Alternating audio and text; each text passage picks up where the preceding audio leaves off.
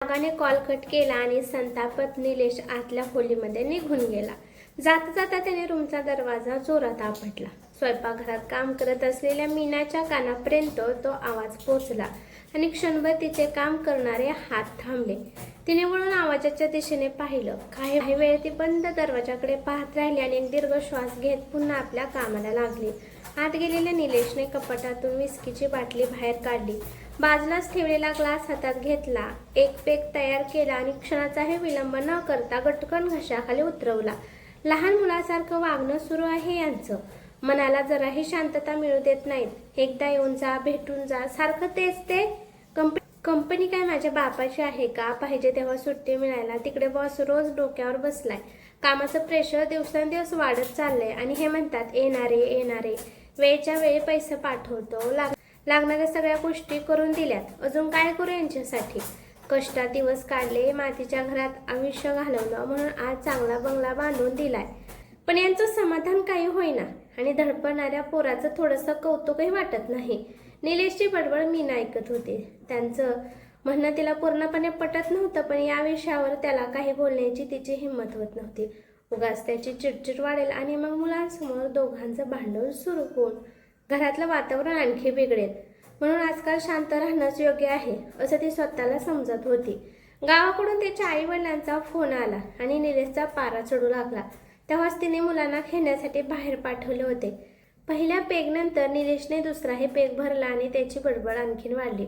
हळूहळू त्याची जीभ त्याच्या ताब्यात राहिली नाही. अख्ख्या नात्यात कोणाकडे जेवढ्या सुखसोयी नाहीत तेवढ्या यांच्या पायीशी आणून ठेवल्या तरी रोजचं रडगाणं संपत नाही.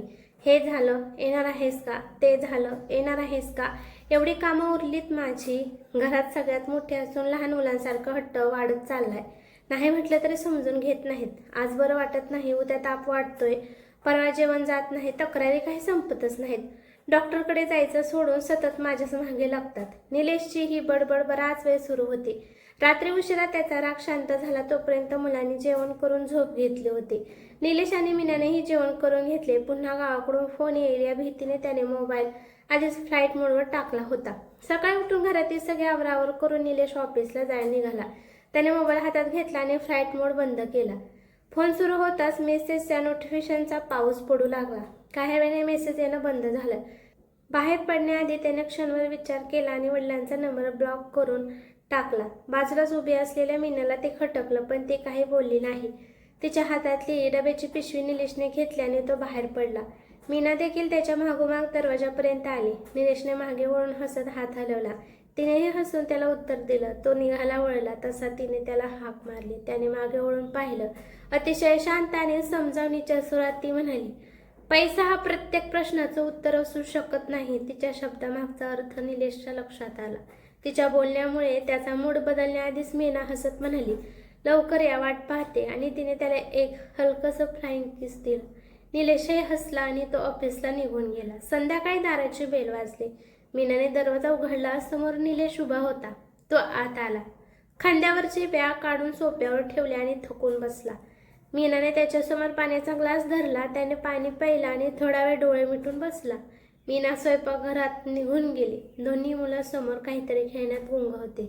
निलेशने पायातले सॉक्स काढले आणि सोफ्याला टेकून डोळे मिटले.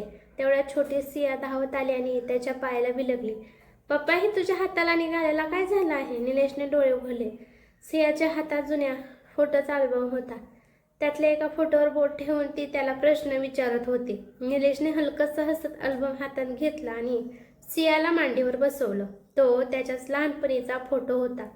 त्याच्या हाताला प्लास्टर होता आणि गालावर मोठी काळी निळी जखम दिसत होती. तो फोटो पाहताच निलेश अचानक भूतकाळात गेला. ते उन्हाळ्याचे दिवस होते.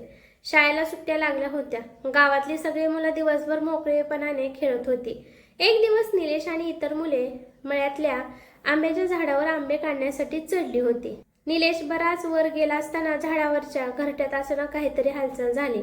घाबरलेल्या निलेशचा पाय घसरला. खाली पडताना त्याने फांदी पकडण्याचा प्रयत्न केला, पण त्याचा चेहरा फांद्यावर जोरात घासला गेला आणि हाताची पकड सुटून तो धाडकन जमिनीवर पडला. कोणीतरी ही बातमी त्याच्या वडिलांना सांगितली आणि मुलगा पडल्याचं कळताच त्याचे वडील क्षणाचाही विचार न करता धावत मळ्यात आले.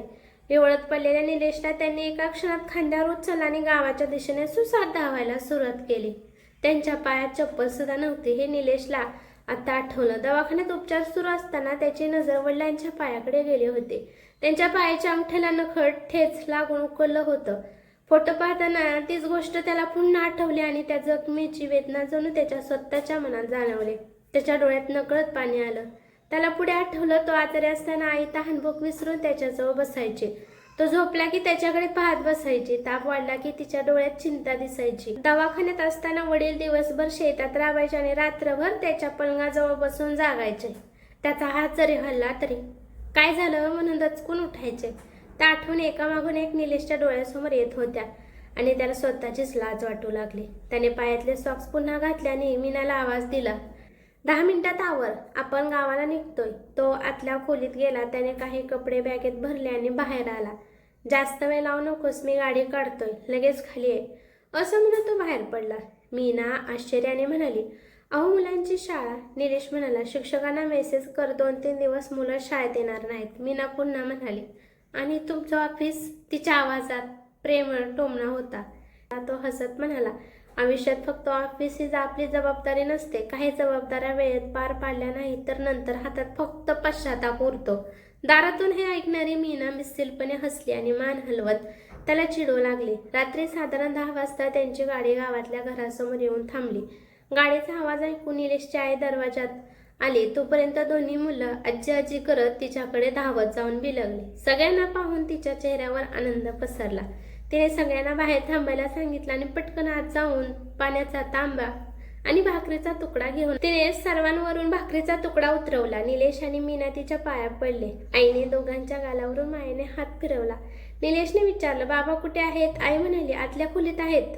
बाबा असे हाक मारताच बिछाण्यावर झोपलेल्या वडिलांनी निलेशकडे पाहिलं. त्यांच्या गालावर ओघळणारे अश्रू निलेशच्या नजरेतून सुटले नाहीत. आई हळू आवाजात म्हणाली, तुझा फोन लागत नाही असं कळल्यापासून तुझ्या काळजीने राहून राहून डोळ्यात पाणी आणत बसलेत.